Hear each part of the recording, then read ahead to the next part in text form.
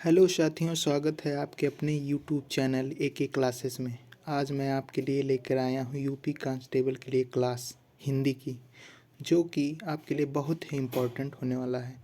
चलिए हम शुरू करते हैं। हिंदी व्याकरण, हिंदी व्याकरण की क्लास है ये। तो व्याकरण किसे कहते हैं? व्याकरण किसे कहते हैं? व्याकरण शब्द का शाब्दिक अर्थ क्या होता है? तो व्याकरण शब्द का शाब्दिक अर्थ होता है भली प्रकार समझना या भली भांत समझना। यानी हम किसी चीज़ को समझने के लिए किसका यूज करते हैं? व्याकरण का, भली प्रकार। व्याकरण शब्द मिलकर बना है 3 शब्दों से, बी प्लस आ प्लस करण से मिलकर बना है। अब व्याकरण क्या कराता है? तीसरा नंबर पॉइंट है कि व्याकरण हमें भाषा के शुद्ध उच्चारण का ज्ञान कराता है। किसका? शुद्ध उच्चारण का ज्ञान कराता है। इसके अलावा शुद्ध लेखन का ज्ञान कराता है, शुद्ध लेखन का और शुद्ध प्रयोग का ज्ञान कराता है। यानी व्याकरण हमें भाषा के शुद्ध उच्चारण, शुद्ध लेखन और शुद्ध प्रयोग का ज्ञान प्रदान करता है। व्याकरण के 3 अंग होते हैं। इसी तीनों में ये 3 अंग जो होते हैं, इसी में पूरा व्याकरण खत्म हो जाएगा। एक होता है वर्ण विचार, और दूसरा होता है शब्द विचार, और तीसरा क्या होता है? वाक्य विचार। वर्ण विचार, शब्द विचार और वाक्य विचार। वर्ण विचार का मतलब होता है ध्वनि से मतलब होता है वर्ण विचार का। और वर्णों के योग से बनता है क्या? शब्द। यानी वर्णों के योग से शब्द बनता है और शब्दों के योग से बनता है क्या? तो शब्दों के योग से बनता है वाक्य। अब वर्ण विचार किसे कहते हैं? तो व्याकरण में हमने पढ़ा था कि शुद्ध लेखन, शुद्ध उच्चारण और शुद्ध प्रयोग का ज्ञान ही क्या है? व्याकरण भाषा का। ऐसे ही वर्ण का शुद्ध लेखन, शुद्ध उच्चारण और शुद्ध प्रयोग वर्ण विचार कहलाता है। अब वर्ण के बारे में पढ़ लेते हैं। तो वर्ण किसे कहते हैं? तो भाषा की सबसे छोटी मौखिक इकाई होती है ध्वनि। भाषा की सबसे छोटी मौखिक इकाई क्या होती है? ध्वनि। और ध्वनि के लिखित स्वरूप को ही क्या कहते हैं? ध्वनि के लिखित स्वरूप को ही कहते हैं वर्ण। यानी भाषा की सबसे छोटी इकाई क्या होती है? भाषा की सबसे छोटी इकाई होती है ध्वनि। और कैसी? मौखिक इकाई। भाषा की सबसे छोटी मौखिक इकाई ध्वनि, और ध्वनि के लिखित स्वरूप को ही वर्ण कहा जाता है। अब हम लोग कुछ पॉइंट लिख लेते हैं जो एग्जाम में पूछा जाता है। क्या पूछा जाता है? भाषा की सबसे छोटी मौखिक इकाई क्या होती है? तो भाषा की सबसे छोटी मौखिक इकाई होती है ध्वनि।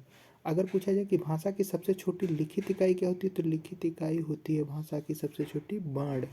भाषा की सबसे छोटी इकाई कौन सी होती है? तो भाषा की सबसे छोटी इकाई अगर सिर्फ पूछा जाए, वहाँ ना मौखिक लिखा रहे ना लिखित लिखा रहे, तो आप लोग मार के आएंगे क्या? वर्ण। वर्ण ही भाषा की सबसे छोटी इकाई होती है। और भाषा का अर्थ के आधार पे सबसे छोटी इकाई क्या होती है?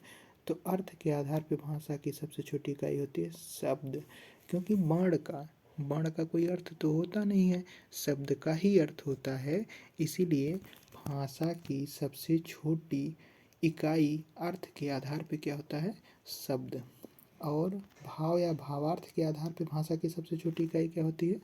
तो वाक्य होती है। भाव या भावार्थ के आधार पर भाषा की सबसे छोटी इकाई क्या होती है? वाक्य।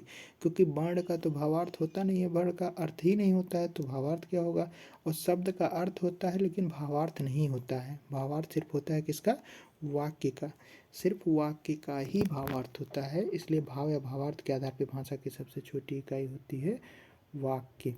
अब भाषा के 3 अंग होते हैं। भाषा के कितने अंग होते हैं? तो भाषा के 3 अंग होते हैं। एक होता है वर्ण, एक होता है शब्द और एक होता है वाक्य। कौन कौन सा होता है? तो भाषा का सबसे बड़ा अंग कौन सा होता है? वाक्य। भाषा का सबसे छोटा अंग वर्ण, और सबसे बड़ा अंग वाक्य। वर्ण के प्रकार। वर्ण जो होते हैं वो 2 प्रकार के होते हैं। वर्ण कितने प्रकार के होते हैं? तो 2 प्रकार के होते हैं। एक होता है स्वर और एक होता है व्यंजन। वर्ण 2 प्रकार के होते हैं, स्वर व व्यंजन। वह वर्ण जिन्हें बोलते समय किसी अन्य वर्ण की आवश्यकता नहीं होती है, उसे क्या कहते हैं? उसे कहते हैं स्वर। जिसे बोलते समय किसी अन्य वर्ण की आवश्यकता नहीं होती है, उसे स्वर कहते हैं। हिंदी वर्णमाला में स्वर की संख्या कितनी होती है? तो हिंदी वर्णमाला में स्वरों की संख्या होती है 11। कौन कौन से 11 स्वर होते हैं? तो छोटा बड़ा छोटी बड़ी छोटा ऊ बड़ा ऊ री ए आए ओ और आओ। अब आप पूछेंगे कि अंखा, तो अंखा जो होता है वो स्वर नहीं होता है। अंख और आ को हिंदी वर्णमाला में अयोग वाह के नाम से जानते हैं। क्या होता है? अयोग वाह। अंक और आ क्या होता है? अयोग वाह होता है। अयोग वाह होता है अंक और आ। अंक और आ होता है अयोग वाह। तो ये दोनों होता है अयोग वाह, और अंक को कहते हैं अनुस्वार और आ को कहते हैं विसर्ग। अब चलिए पढ़ते हैं व्यंजन के बारे में। व्यंजन क्या होता है? तो वह वर्ण जिन्हें बोलते समय किसी अन्य वर्ण की आवश्यकता होती है। स्वर में क्या होता है? जिन्हें बोलते समय किसी अन्य वर्ण की आवश्यकता नहीं होती उसे कहते हैं स्वर, लेकिन जिन्हें बोलते समय किसी अन्य वर्ण की आवश्यकता होती है उसे कहते हैं व्यंजन। व्यंजन। आप पूछेंगे कि हिंदी वर्णमाला में व्यंजन की संख्या कितनी होती है? तो हिंदी वर्णमाला में व्यंजनों की संख्या होती है 33। का से लेकर माँ तक होता है व्यंजन। कौन कौन सा होता है? तो देखिए, का ख ग घ अंग च छ ज झ ञ ट ठ ड ढ अड़ त थ द ध न प फ ब भ म। ये हो गया 25। इसके अलावा फिर य र ल व और उसके बाद श श स ह, यानी तालव्य मूर्धन्य दंते सा, उसके बाद हा। ये सब मिला के हो जाते हैं कितने? 33। अब स्वर यहाँ जैसे हमने लिख दिया है कि स्वर कौन कौन से होते हैं। तो स्वर यहाँ लिख दिया है कि छोटा आ, बड़ा आ, छोटी ई, बड़ी ई, छोटा ऊ, बड़ा ऊ, री ए आए और ओ आओ। ये हो गया स्वर। ये क्या हो गया? स्वर। इसके बाद फिर आगे चलते हैं व्यंजन। व्यंजन कौन कौन सा होता है? तो का वर्ग। का वर्ग ये सब जो यहाँ वर्ण नहीं रहेगा, सभी जगह रहेगा वर्ग। क्या रहेगा? वर्ग। का वर्ग। तो का वर्ग में कितने हैं? 5। कौन कौन से हैं 5? कौन कौन से 5 हैं? तो क ख ग घ अंग, क ख ग घ अंग, फिर च छ ज झ ञ, ये चा वर्ग का हो गया। ट ठ ड ढ अड़, टा वर्ग का हो गया। ता वर्ग का क्या हो गया? ता थ द ध न, और पा वर्ग का हो गया पा फा बा भा मा। इसके अलावा 4 हैं अंतस्थ व्यंजन, आगे सब पढ़ाऊँगा मैं। अंतस्थ व्यंजन कौन कौन से हैं अंतस्थ? तो अंतस्थ होंगे य र ल और व, ये 4 अंतस्थ। इसके अलावा फिर 4 हो जाएंगे, 4 क्या हो जाएंगे? 4 हो जाएंगे ऊष्म वर्ण। कौन कौन से वर्ण? ऊष्म। ऊष्म में कौन? तो एक हो जाएगा स श और ह।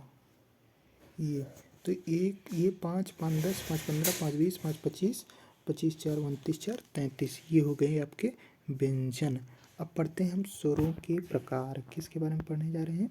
स्वरों के प्रकार। तो स्वरों के प्रकार जो हैं, स्वरों के प्रकार पहले हम पढ़ेंगे मात्रा या उच्चारण में लगने वाले समय के आधार पे। क्या पढ़ेंगे? मात्रा या उच्चारण में लगने वाले समय के आधार पे स्वरों के प्रकार।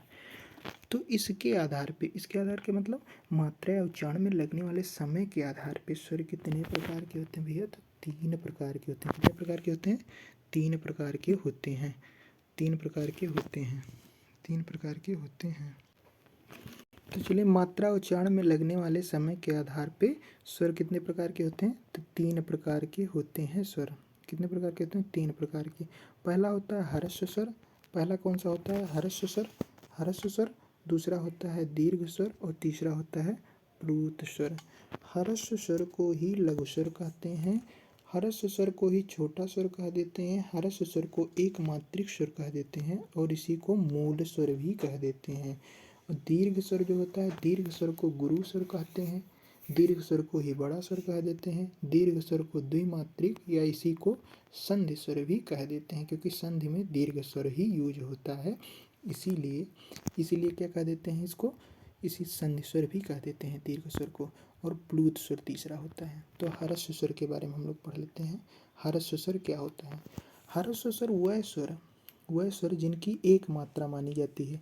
एक मात्रा ऐसे देखते नहीं हैं आप, छंद जब पढ़ेंगे तो छंद में एक मात्रा लिखते हैं और जो दीर्घ स्वर होता है इसमें दो मात्रा ऐसे इस तरह से लिखते हैं। तो वह स्वर जिनकी एक मात्रा मानी जाती है या जिन्हें बोलने में कम समय लगता है उन्हें कहते हैं ह्रस्व स्वर। क्या कहते हैं? ह्रस्व स्वर। इनकी संख्या कितनी होती है? इनकी संख्या होती है 4। इनकी संख्या कितनी होती है? 4। कौन कौन सी होती है? तो छोटा आ, छोटी ई, छोटा ऊ और डी, ये 4 स्वर होते हैं ह्रस्व स्वर। क्या होते हैं? ह्रस्व स्वर होते हैं ये 4। अब आगे बढ़ते हैं। दूसरा नंबर का होता है दीर्घ स्वर। वह स्वर जिनकी दो मात्राएं होती हैं या जिन्हें बोलने में लघु स्वरों का दोगुना समय लगता है। वह स्वर जिनकी दो मात्राएं होती हैं या जिन्हें बोलने में लघु स्वरों का दोगुना समय लगता है उन्हें क्या कहते हैं? उन्हें कहते हैं दीर्घ स्वर। इनकी संख्या कितनी होती है? तो इनकी संख्या होती है 7। कौन कौन? बड़ा आ, बड़ी ई, बड़ा ऊ, ए, आए, ओ और आओ, ये होते हैं आपके दीर्घ स्वर। ये होते हैं दीर्घ स्वर। अब जो ए, आए, ओ और आओ होते हैं इनको संयुक्त स्वर भी कहा जाता है। संयुक्त स्वर क्यों कहा जाता है? संयुक्त स्वर इसलिए कहा जाता है क्योंकि ए जो बनता है छोटा आ प्लस छोटी ई अगर मिला दिया जाए तो क्या बनता है? ये बन जाता है ए। क्या बन जाता है? ए। और वहीं छोटा और छोटी ई मिलाने ऐसे ही आगे हम देखते हैं कि ऐसे ही छोटा आ प्लस बड़ी ई मिलके ए बनता है। फिर छोटा आ प्लस ऊ, छोटा आ प्लस ऊ मिलके क्या बनता है? ओ बनता है। छोटा आ प्लस ऊ मिलके बनता है ओ। और छोटा आ प्लस बड़ा ऊ मिलके बनता है क्या? आओ। क्या बनता है? आओ बनता है। फिर आगे हम लोग पढ़ते हैं दीर्घ संधि देख रहे हैं। तो दीर्घ संधि में बड़ा आ, बड़ी ई, बड़ा यू का प्रयोग करते हैं और गुण संधि में ए और ओ का प्रयोग करते हैं और वृद्धि संधि में आए और आओ का प्रयोग करते हैं। तो देख रहे हैं आप कि जितने दीर्घ स्वर हैं 1 2 3 4 5 6 7, ये 7 जो दीर्घ स्वर हैं ये तीनों जो दीर्घ स्वर हैं इनका प्रयोग मतलब ये जो तीनों दीर्घ स्वर हैं इनका प्रयोग संधि में हो रहा है, इसलिए इन्हें संधि स्वर भी कहते हैं। अब आगे बढ़ेंगे प्लूत स्वर। वह स्वर जिन्हें लंबे समय तक लगातार उच्चारित किया जाता है उसे कहते हैं प्लूत स्वर। प्लूत स्वर जैसे कहते हैं ओ, तो ये क्या हो गया? ये हो गया प्लूत स्वर। यानी ये लिखा है 3, ये 3 आप हिंदी में जो देवनागरी है हिंदी में 3 इसी तरीके से लिखा जाता है। यानी ओ का उच्चारण ऐसा करें कि जब तक 3 बार ओ का उच्चारण करें। तो ओ का उच्चारण लेट तक हो गया कि नहीं? तो इसीलिए क्या हो गया? प्लूत स्वर हो गया। क्या हो गया? प्लूत स्वर हो गया। अब लघु स्वर का संकेत। लघु स्वर का संकेत कैसा होता है? तो आप देख रहे हैं लघु स्वर का संकेत इस तरह होता है, दीर्घ स्वर का संकेत इस तरह होता है और प्लूत स्वर का संकेत दीर्घ कई बार अगर आ जाए तो ये हो जाएगा प्लूत स्वर। क्या हो जाएगा? प्लूत स्वर। जैसे आप कहेंगे मैया, ठीक है, राम, तो ये सब क्या हो जाएगा? यही सब प्लूत स्वर हो जाएगा। तो प्लूत स्वरों की संख्या होती है 8। कितने प्लूत स्वर होते हैं? 8 होते हैं प्लूत स्वर। प्लूत स्वर कितने होते हैं? 8। यानी एक तो आप लघु स्वर का आ ले लीजिए, बाकी 7 दीर्घ स्वर ले लीजिए, ये जो हो जाएंगे यही हो जाएंगे क्या? प्लूत स्वर। अब आगे पढ़ते हैं। अब तो हम मात्रा या उच्चारण के आधार पर स्वर के प्रकार हमने पढ़ लिया। अब पढ़ते हैं ओष्ठ आकृति के आधार पर स्वर के प्रकार। ओष्ठ आकृति के आधार पर स्वर 2 प्रकार के होते हैं। कौन कौन से स्वर होते हैं? एक होता है वृत्ताकार स्वर, दूसरा होता है आवृत्ताकार स्वर। अब वृत्ताकार स्वर कितने होते हैं? तो वृत्ताकार स्वर होते हैं 4। कौन कौन से होते हैं वृत्ताकार स्वर? तो वृत्ताकार स्वर होता है छोटा ऊ, बड़ा ऊ और ओ और आओ, ये होते हैं वृत्ताकार स्वर। वृत्ताकार स्वर क्योंकि इसको जब हम आप उच्चारण करेंगे इसका तो मुख जो होता है, मुख वृत्त की तरीके से, मुख जो ओष्ठ है वृत्त के तरीके से बन जाता है, इसलिए इसे वृत्ताकार स्वर कहते हैं। आप कहते हैं ऊ, ओ, आओ, तो इससे क्या वृत्त की तरीके से बन जाता है, इसलिए इसे वृत्ताकार स्वर कहते हैं। इनकी संख्या होती है 4। अब आवृत्ताकार स्वर, इनकी संख्या होती है 7। इनकी संख्या कितनी होती है? 7। छोटा आ मतलब वही छोटा ऊ, बड़ा ऊ और ओ और आओ को अगर छोड़ दिया जाए तो जितने स्वर बचते हैं वो क्या हो जाएंगे? आवृत्ताकार स्वर। अब एक होता है आगत स्वर। आगत स्वर जो होता है वो भी वृत्ताकार होता है।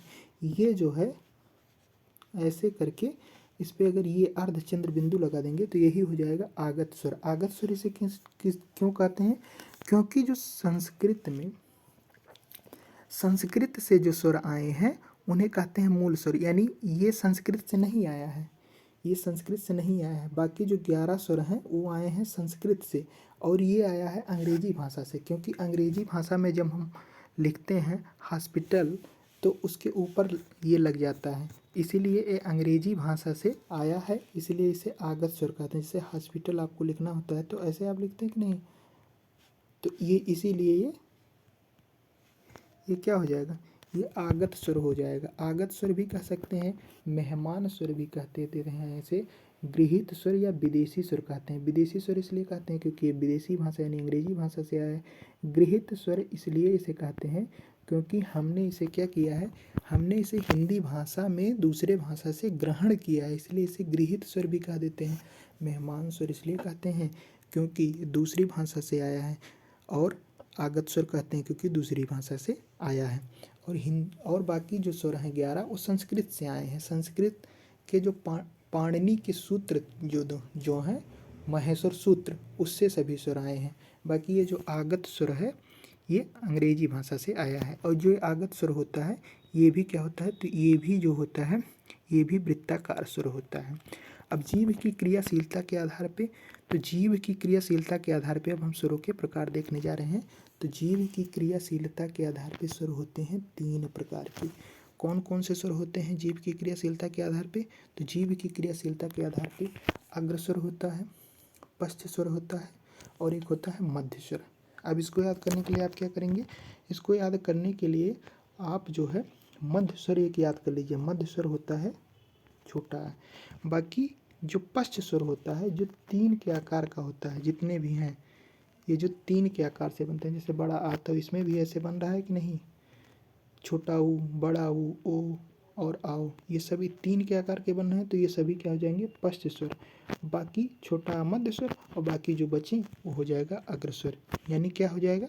अग्र स्वर यानी छोटा बड़ा, छोटा ऊ, बड़ा ऊ, ओ, छोटा मध्य स्वर, छोटी बड़ी ए और आए और री अग्र स्वर। पश्च स्वर हो जाएंगे बड़ा आ, छोटा ऊ, बड़ा ऊ, ओ और आओ। अब पढ़ते हैं हम लोग ताल की स्थिति के आधार पे स्वर के प्रकार। ताल की स्थिति के आधार पे स्वर होते हैं कितने प्रकार के?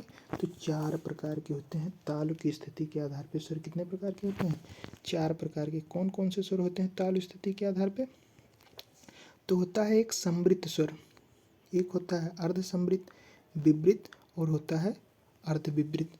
अर्ध विवृत तो समृत स्वर मतलब होता है बंद स्वर, अर्ध और विवृत मतलब खुला।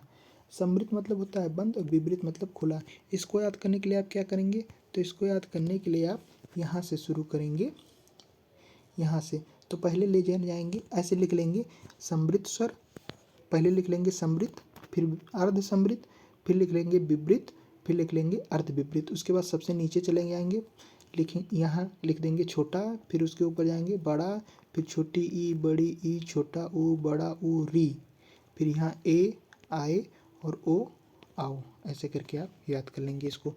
समृत स्वर कौन होता है, विवृत स्वर कौन होता है, इस तरीके से। अब अनुनासिकता के आधार पर स्वर कितने प्रकार के होते हैं? तो अनुनासिकता के आधार पर स्वर 2 प्रकार के होते हैं। कौन कौन? एक होता है अनुनासिक।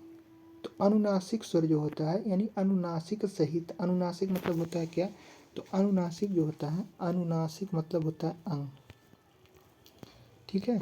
तो अनुनासिक मतलब यही अंक होता है। तो अनुनासिक सहित जिसमें अंक का मात्रा रहेगा वो समझिए अनुनासिक स्वर है, और जिसमें नहीं रहेगा वो हो जाएगा क्या, वो हो जाएगा निरनुनासिक। तो वह स्वर जिनके ऊपर चंद्र बिंदु लगा दिया जाए, चंद्र बिंदु लगा दिया जाए उसे क्या कहते हैं, उसे अनुनासिक स्वर कहते हैं। चंद्र बिंदु जिसके ऊपर लगा दिया जाए उसे अनुनासिक कहते हैं। क्योंकि ये जो अंक होता है, अंक, इसको कहते हैं हम लोग, इसको क्या कहते हैं, इसको कहते हैं अनुस्वार, इसको कहते हैं अनुस्वार, अनुस्वार। और इसका अगर तद्भव हम लोग करेंगे, अनुस्वार क्या है संस्कृत, और इसका अगर तद्भव हम लोग करेंगे तो यही क्या हो जाएगा, ये हो जाएगा अनुनासिक।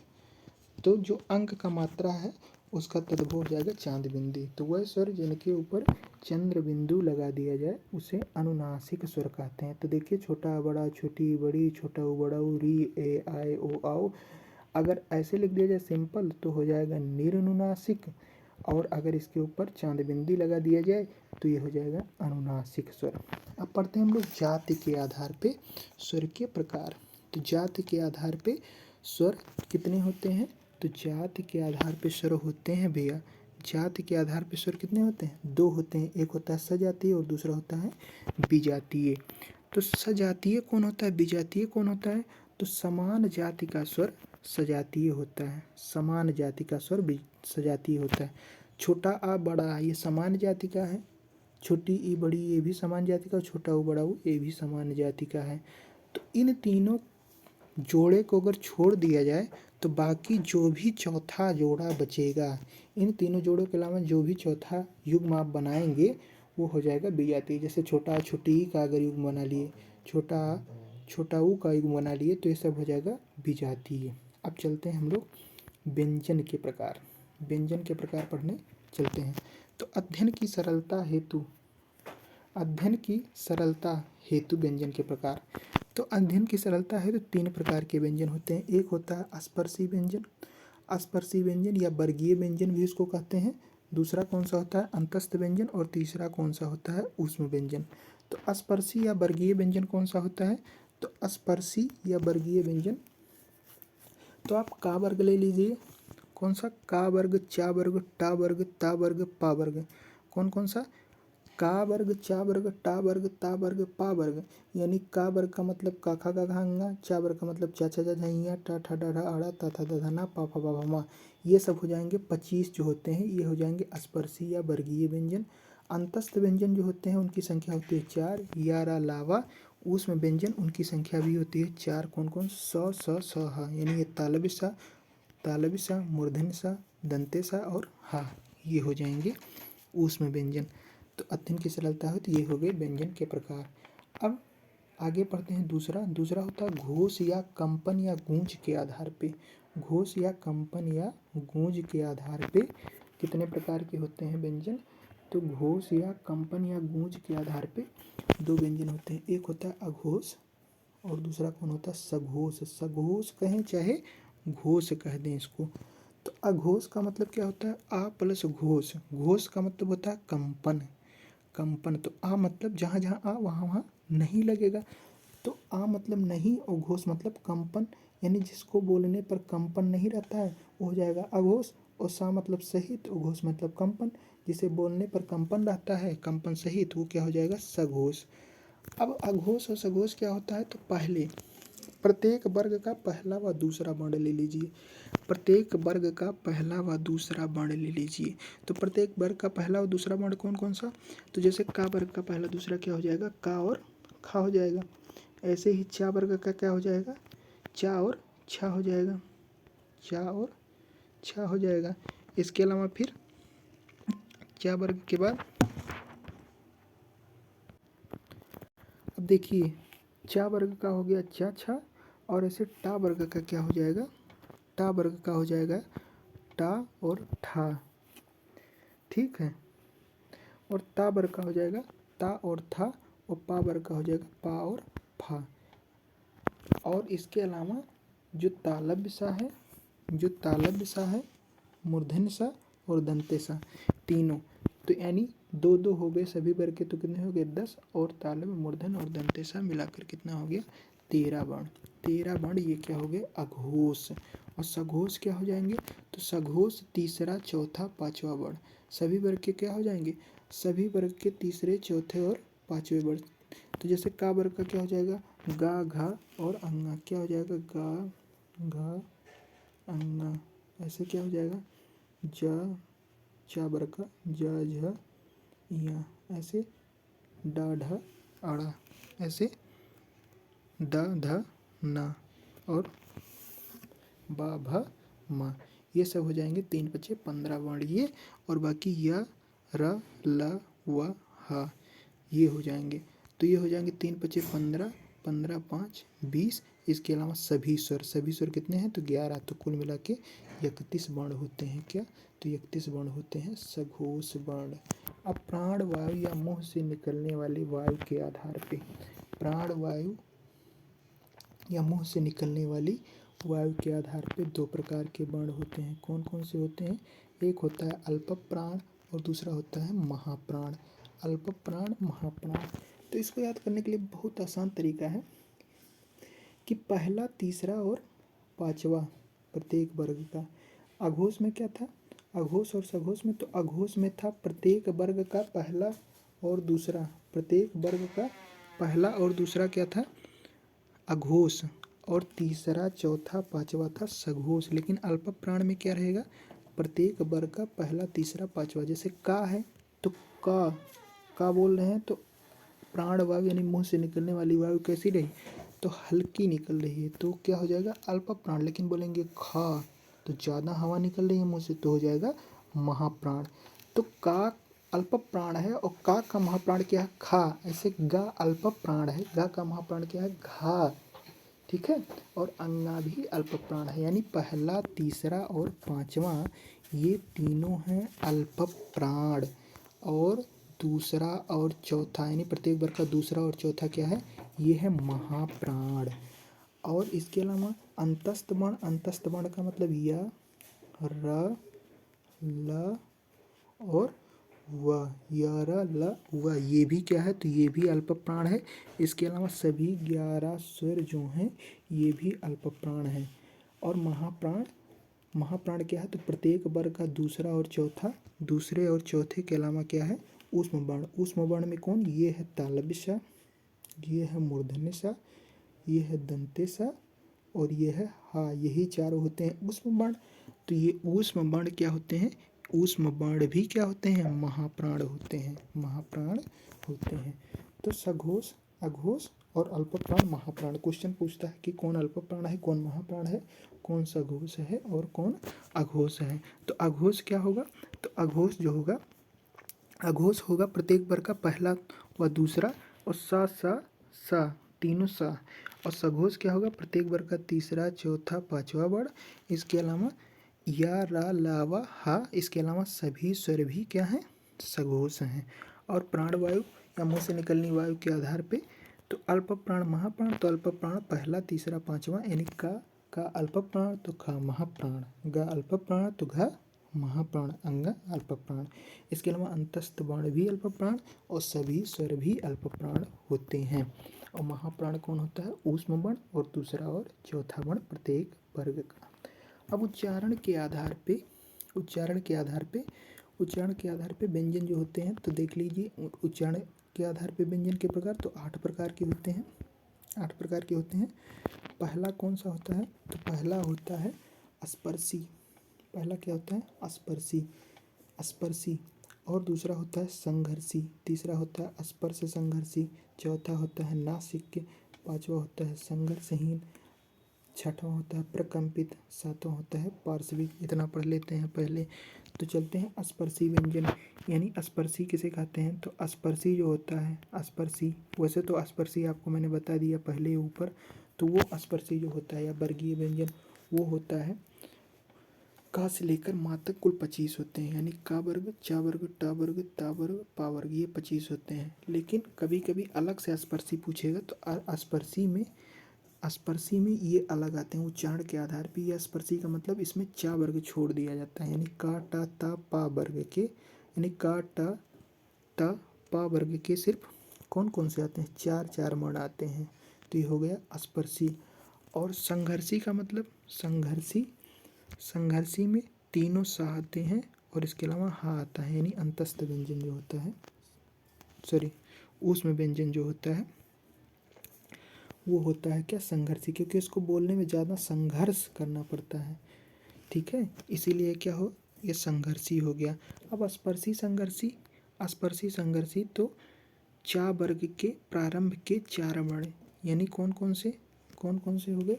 यानी चा हो गया, छा हो गया, जा हो गया और झा हो गया।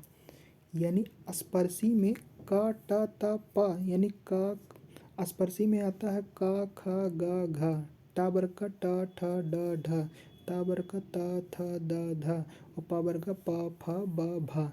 लेकिन स्पर्शी संघर्षी में आता है चा छा जा और झा। अब नासिक के किसे कहते हैं? तो सभी वर्ग के पंचमाक्षर यानी अंगा। सभी वर्ग के पंचमाक्षर कौन सा? यानी का वर्ग का पंचमाक्षर क्या? अंगा। चा वर्ग का इया, टा वर्ग का अड़ा, ता वर्ग का ना और पा वर्ग का मा। ये आ गया किसमें? नासिक में। ठीक है, नासिक में सभी वर्ग के पंचमाक्षर। और संघर्षहीन जैसे बोलने के लिए संघर्ष बिल्कुल संघर्ष ही नहीं करना पड़ता, तो होता है संघर्षहीन। ये कौन सा होता है?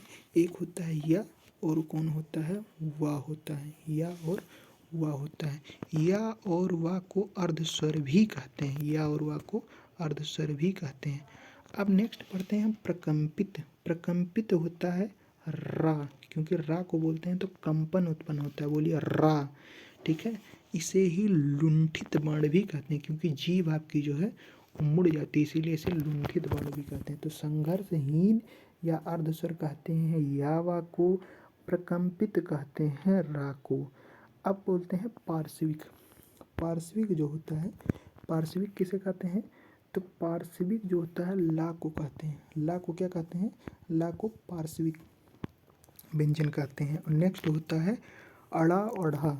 अड़ा ओ अढ़ा, अड़ा ओ अढ़ा यानी डा और ढा।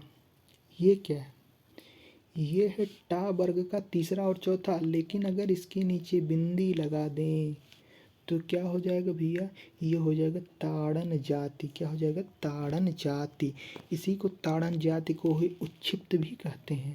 ताड़न जाति कह दें या इसी को उच्छिप्त भी कहते हैं, उच्छिप्त व्यंजन भी कहते हैं। इसी को द्विगुण भी कहते हैं, द्विगुण व्यंजन भी इसी को कहते हैं। इसी को अड़ा वढ़ा को उच्छिप्त व्यंजन कहते हैं, ताड़न जाति व्यंजन कहते हैं, या उच्छिप्त या द्विगुण व्यंजन भी कहते हैं। अड़ा और अढ़ा को कहते हैं। तो इस प्रकार से बाकी का आगे की क्लास नेक्स्ट वीडियो में हम लोग देखेंगे। ऐसे ही बढ़िया कंटेंट पाने के लिए हमारे चैनल को सब्सक्राइब करें। धन्यवाद प्यारे मित्रों।